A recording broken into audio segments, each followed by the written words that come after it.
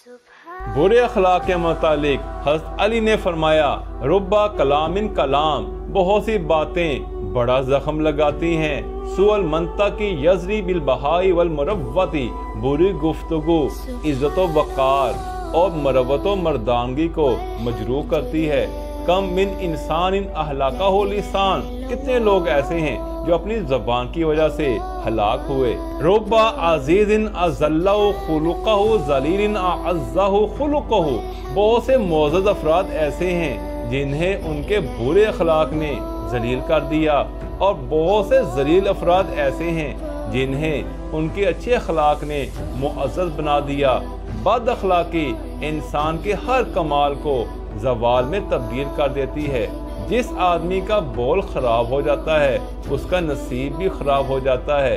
ज़बान से बहुत से ऐसे कलमात निकलते हैं जो कि नेमत को ख़त्म कर देते हैं। सुइला अली अंदाई मिन नास गमन क़ाला अस्वाहुम खुल्कन, हज़रत अली से पूछा गया कौन सा शख्स दायमी गम में मुब्तला रहता है।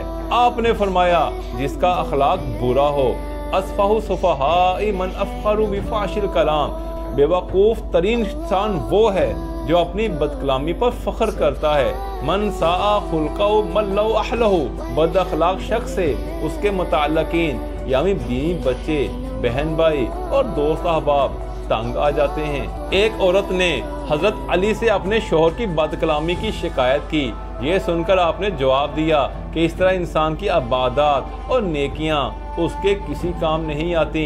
जब बीवी शोहर के लिए बद्दुआ करे तो रिज़्क और सुकून की राहें उस पर तंग होने लगती हैं और मर्द दुनिया और आखिरत में रुसवा होता है। फिर आपने फरमाया लड़ाई झगड़े से बचे रहो क्योंकि ये दिल को बीमार कर देते हैं। बस फितर लोगों का शेवा बद कलामी होता है और बद अखलाकी से रिज़्क तंग होता है। आपने फरमाया मन असरा इलन नासी लिमा यकरहूना क़ालू फ़ीही मा ला यअलमून, जो शख्स दूसरों के सामने ऐसी बातें कह देता है जो उन्हें नागवार गुजरें तो फिर उसके बारे में लोग ऐसी बातें कहते हैं जिन्हें वो जानते भी नहीं। ज़बान एक ऐसा दरिंदा है जिसको अगर खुला छोड़ दिया जाए तो इंसान को फाड़ खाए। फिर आपने फरमाया अल कलामो फी वसाकी का मालम ततकल्लम बे, कलाम तुम्हारे काबू में है जब तक तुम अपने मुंह से ना निकालो। फ़ाइज़ा तकल्लमता बिही सिरता फी वसाकी, जब मुंह से निकाल देते हो तो फिर तुम खुद इसके काबू में आ जाते हो।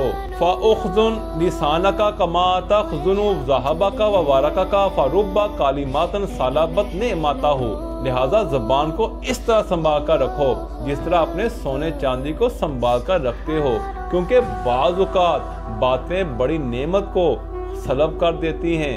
जो ज़बान को कैद में रखेगा वो पशेमानियों से बचा रहेगा। मन साआ खुल्क़हु फ़अज़्ज़िनु फ़ी उज़ुनिही, फिर आपने फरमाया जिसका अखलाक खराब हो जाए उसके कान में अज़ान दिया करो।